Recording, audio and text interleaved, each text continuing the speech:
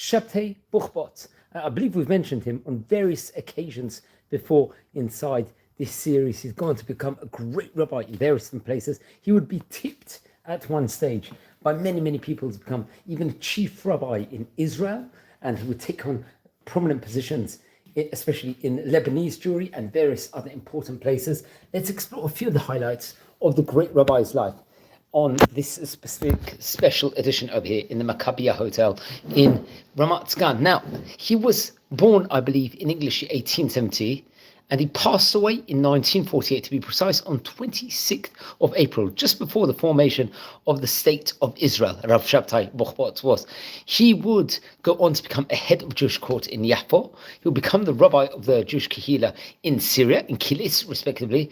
He would become the chief rabbi of Chalab in Aleppo, in Syria, a very prominent position, and would have be the chief rabbi of Lebanon, of the Jewish community over there, and have various different great positions, and was seen as a very high esteem by many people. Now, he was actually born in the area of Yaffo. This was at that point in time in Eretz Yisrael. He came from a Sephardic family originally, from a Western Sephardic family. It's actually interesting. His father was a great rabbi. His father's name was Rabbi Shlomo Bohbot, who was a great Mekubal, a Kabbalist in the famous yeshivat, one of the famous yeshivot in Jerusalem, which we mentioned about on various occasions before. I think it was called Yeshivat Chesed El in Jerusalem. And when he was at Rav Shabtai was at a young age, he would actually go, I think, to Eretz Yisrael from Rabat in Morocco, respectively. I think that was actually his father, just to be precise, over there. Now, actually, when he was at a young age, he would actually learn, I think, part of the Alliance school system. Very interesting enough, that this was a school system which had a lot more secular studies, let's just say, of that sphere, of that scope in of itself. And he would, I think, also learn a huge amount of Torah studies at the same time. I think maybe from various different rabbis of the Sephardic community in Jaffa, respectively. Obviously, in the school, being in the Alliance school system, he would have a broad secular education, which actually meant possibly helped him to become fluent in various languages, including in English, in French, in Turkish, reported over, obviously, in Hebrew, Ladino, and Arabic. So from a linguistic point of view, he definitely was very at a high esteem, and through learning through great rabbis, when in of itself, he would become also great. And he would actually move to Jerusalem, interesting enough, short at a window afterwards, this part when he became actually older, and he would get married to Rabbanit Mazal. I think she was a daughter of Rab Azaria di Baton. I think actually they came from Saloniki, from modern day Greece, respectively, in of itself. And he would learn, let's just say, great amount of the Gemara, the Talmud Bavli in of itself, and a great encompassment and a great poskim, various different halakhic knowledge he would actually gain, especially, and he was close to the Rishon LeZion at the time, let's say the chief rabbi of Jerusalem, Harav Yaakov Meir, a rabbi we've spoken about on various occasions before, and he would actually, I think, received like an ordination of the rabbinate, I think, from the Beit Midrash of the great rabbis of Istanbul. Remember, at that point in time, Istanbul, especially in Turkey, had a prominent and probably was a bastion place within regards to Torah learning and Torah study and rabbinic flourishing in of itself. Now, it's actually interesting. Come with the year 1906, he'll become part of the Bet Din, the Jewish court of Jaffa, and eventually that would actually lead him to a position to become the head of the Jewish court over there. Now, he would be very active in the rabbinate in of itself, in the sphere of the rabbinate, guidance, Torah educating, especially during the time period of the First World War, which was a very turbulent time period all across the world. He would be over there.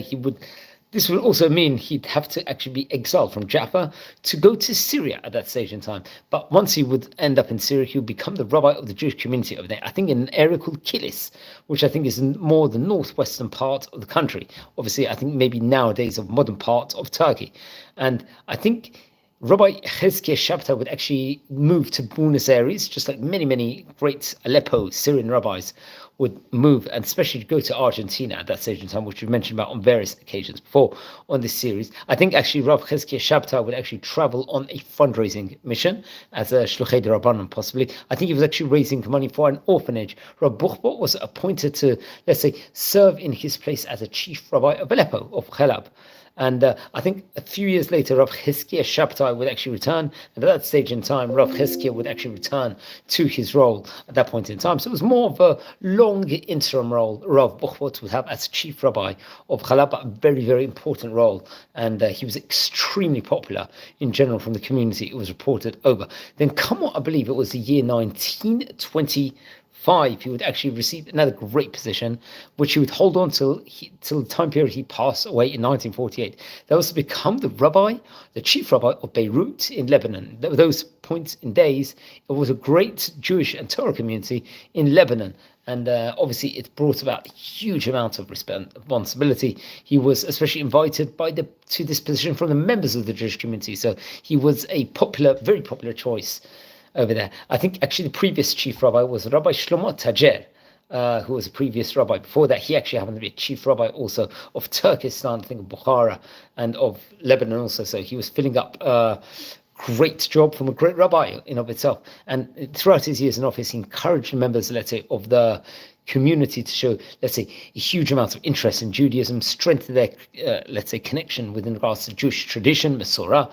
And I think he was open to a more general education also to advance that specific stream in of itself. He strengthened ties with the Jewish community, especially with Palestine at that days, and tried to actually, I believe it would obviously entail encouraging Aliyah in of itself. In 1939, it was actually reported over, many people would actually want him to become the chief rabbi of Tel Aviv. But I don't know if he applied for it or not, but he was definitely a popular candidate within regards to the job. He passed away in Beirut on the 17th of Nisan, I believe, in the year 1948, just before the formation, let's just say, of the Medinat Israel, and he would be buried in Beirut. And I think actually through, let's just say, a tremendous efforts of his son, Ben Zion Bohbot, who we'll mention about in a minute, he was brought for burial in Jerusalem. He was eventually, I believe this was on the Chav Zayin Adar Bet in the Hebrew Hey Tafshin Yud Aleph, and this was so. And that was, I think, at that point in time, it was obviously difficult relations, I think, with Lebanon and Israel, but he was successful within regards to doing that. So his son Ben Zion Bohbot, I think, was a editor. He was a public figure, a Zionistic activist, I think, especially in Manchester, in England, in Buenos Aires.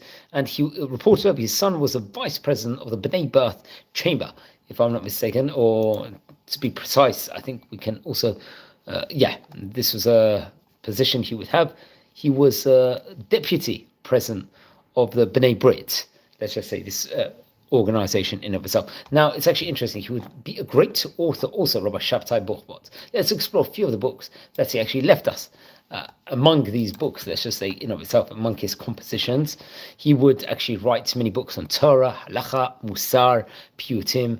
I think many of them would actually remain in manuscript form, and he would, let's say, compose poems, Torah poems, wrote articles with regards to different newspaper, including the Hamasaf and Vester, and various other rabbinic articles. Some of his responsa was, I think, printed actually by the famous Rabbi Ovadia Hodaya, great rabbi spoken about on various occasions before. I think it was called Yaskil Abdi. Now, among his books or his works, which was actually printed, I'm not sure if this we're talking about here, in newspaper form or article form, in publication form, included the Maged Zion, the Shivat Zion, the Alkut Zion, the Eretz Chefetz, the Lev Yerushalayim, the Chader Horati, the Salton HaNefesh, Tachshitei HaNefesh, Shashui HaNefesh, the Kupa Shel Shamayim or Besamim, Machlatzot, Siftei Tzedek, the Tarat HaMidot, Kli Gula, and Shirim. There was very simple Musa, let's just say, which was actually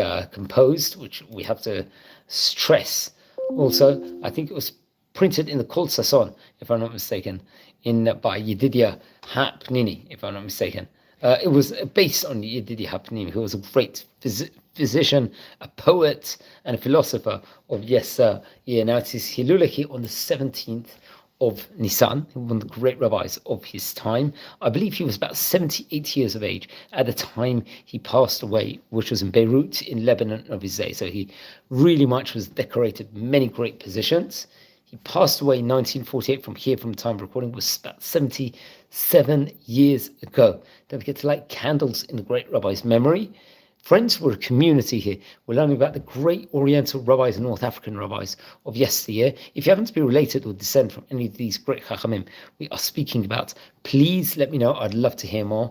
If you feel anyone's interested in watching any of these videos, please share these videos to other people respectively. And please, if you haven't subscribed yet to the channel, I'd really appreciate it if you subscribe. We're coming near to 6,500 members. So wish you all blessings. Moadim l'simcha. I'm recording this here at the time of Chol Hamoed Pesach. We're actually in the third day of Passover at the moment. And Chag Sameach to you all. And take care and be well.